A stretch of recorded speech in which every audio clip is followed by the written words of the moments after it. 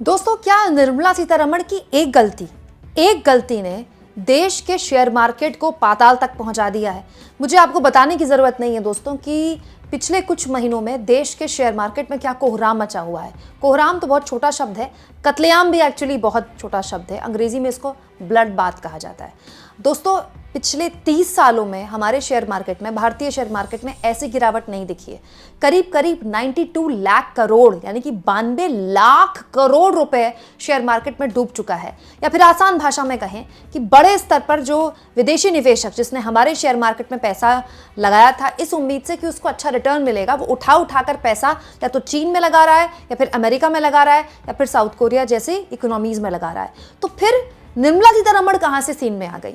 आखिर वो कौन सी गलती थी जो निर्मला सीतारमण ने बड़ा ठोक बजाकर बहुत बड़े ऐलान के साथ की, लेकिन उसके जो परिणाम हैं वो अब शेयर मार्केट भुगत रहा है। दोस्तों, वैसे तो इस सरकार के आगे बोलने की किसी बिजनेसमैन की या किसी निवेशक की हिम्मत नहीं होती है, लेकिन जब खुद पर फटका लगता है तो अच्छे अच्छे बोल पड़ते हैं। हीलियोस कैपिटल हैं, हीलियोस कैपिटल के संस्थापक और मुख्य निवेश अधिकारी यानी कि CIO ने एक बहुत ही इंपॉर्टेंट बयान दिया है कार्यक्रम में, जो निर्मला सीतारमण की एक गलती को उजागर करता है। दोस्तों, समीर अरोड़ा ने कहा है कि सरकार ने जो पिछले साल कैपिटल गेन टैक्स बढ़ाया वो सरकार की सबसे बड़ी गलती थी और उसी की वजह से निवेशक जो है जिसने शेयर मार्केट में पैसा लगाया था वो उठाकर अपना पैसा बाहर ले जा रहा है। अब मैं आपको आसान भाषा में बताती हूँ कैपिटल गेन टैक्स क्या होता है।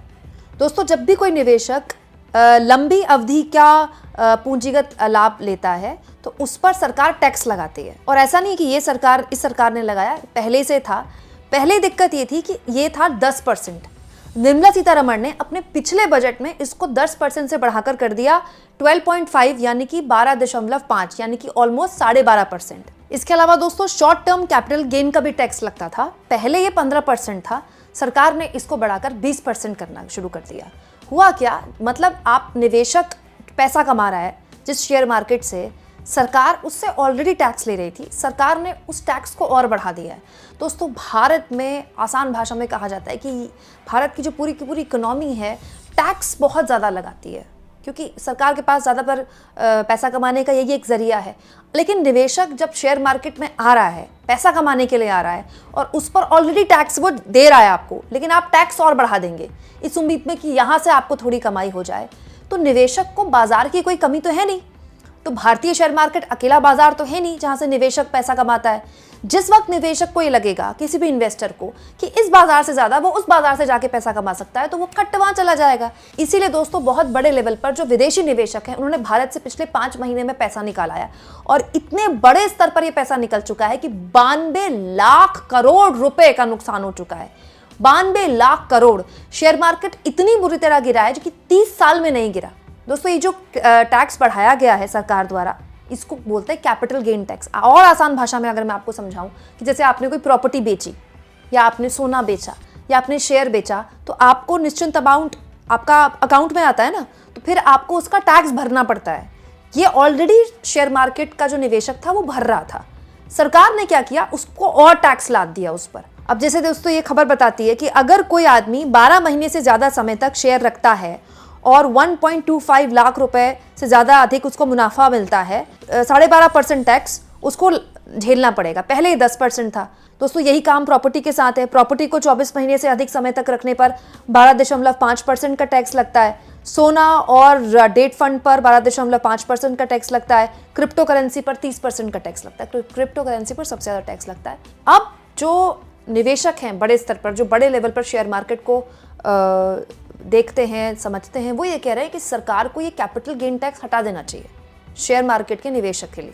क्योंकि होगा क्या कि इस तरह का टैक्स जो आपने बढ़ाया है, इससे आपको थोड़ा फायदा तो हो जाएगा, आप पैसा कमा लेंगे, सरकार पैसा कमा लेगी, लेकिन लॉन्ग टर्म शेयर मार्केट को नुकसान ये होगा कि आपका जो निवेशक है, विदेशी निवेशक, जिसके बिना आप शेयर मार्केट को वापस से ऊंचाई में नहीं पहुंचा सकते, वो वापस नहीं आएगा।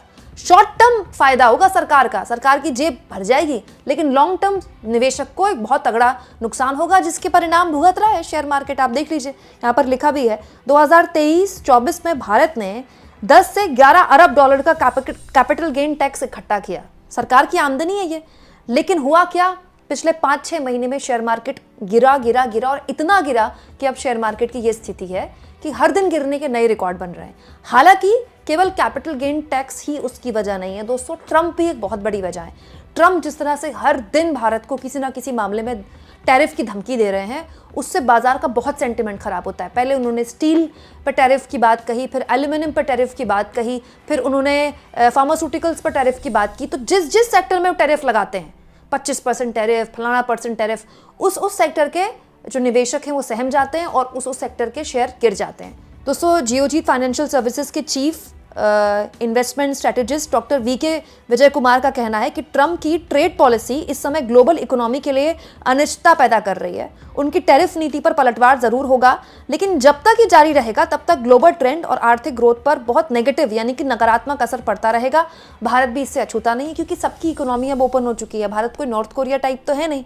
और दोस्तों, भारत जैसे शेयर मार्केट के लिए विदेशी निवेशक बहुत ज़रूरी है। अब हो क्या रहा है, ट्रंप लगातार अमेरिका को ग्रेट बनाने की बात कर रहे हैं। वो हर दिन कोई नया ऐलान करते हैं कि फलाना देश हमारे अमेरिका में इतना इन्वेस्ट कर रहा है, एप्पल इतना बड़ा प्लांट लगाने वाला है, देखो उस देश के लिए मैंने इतना टैरिफ लगा दिया, इतना पैसा मैं अमेरिका के लोगों को कमा के दूंगा, इतना मुनाफा कराऊंगा अमेरिका। तो अमेरिका का सेंटिमेंट मार्केट का मजबूत हुआ, इसी वजह से डॉलर और मजबूत हुआ।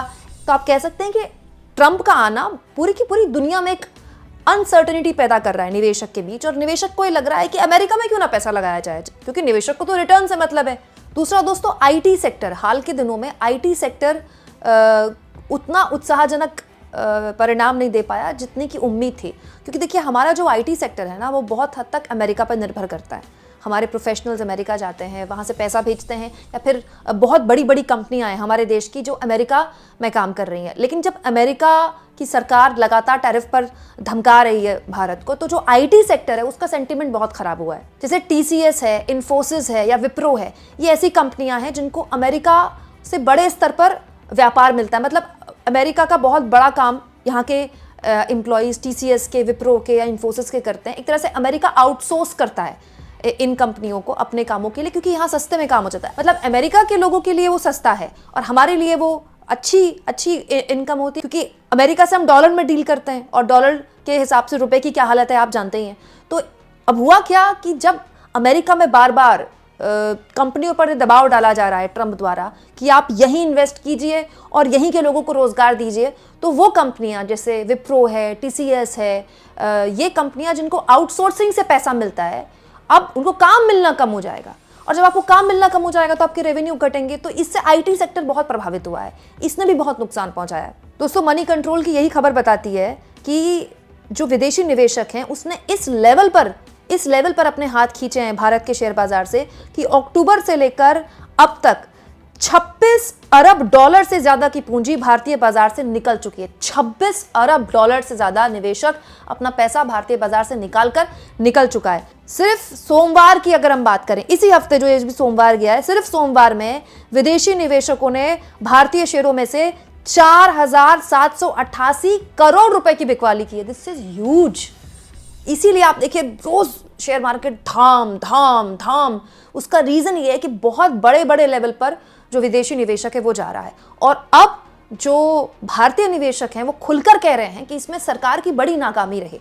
देखिए, ट्रंप जो करेंगे उसका असर तो पूरी दुनिया पर पड़ रहा है, कोई भारत पर अकेला तो नहीं पड़ रहा। ट्रंप तो कनाडा को भी आंख दिखा रहे हैं, ट्रंप तो मेक्सिको पे भी तमाम तरह की बयानबाजी कर रहे हैं, वो चीन पर टैरिफ युद्ध थोप रहे हैं। तो दुनिया भर में अगर टैरिफ युद्ध शुरू हुआ तो फिर दुनिया उससे अछूती नहीं है। लेकिन हमें तो अपना देखना है ना, हमें तो अपने से मतलब है। और हमारा निवेशक ये कह रहा है कि आप ये जो टैक्स वसूल रहे हैं निवेशक से, ये आपकी झोली भर देगा, लेकिन एंड ऑफ द डे आपको इतना लंबा नुकसान होगा कि इसकी कोई वापसी नहीं है। आप सोचिए, शेयर मार्केट ऐसा तो है नहीं कि जिस तरह से गिरा अचानक से एक दिन आसमान छू लेगा, ऐसा होता नहीं है। शेयर मार्केट अगर आसमान में भी पहुंचा, कभी अगर पहुंचा तो वो धीरे धीरे पहुंचेगा, और उसके लिए सरकार को प्रयास करने पड़ेंगे।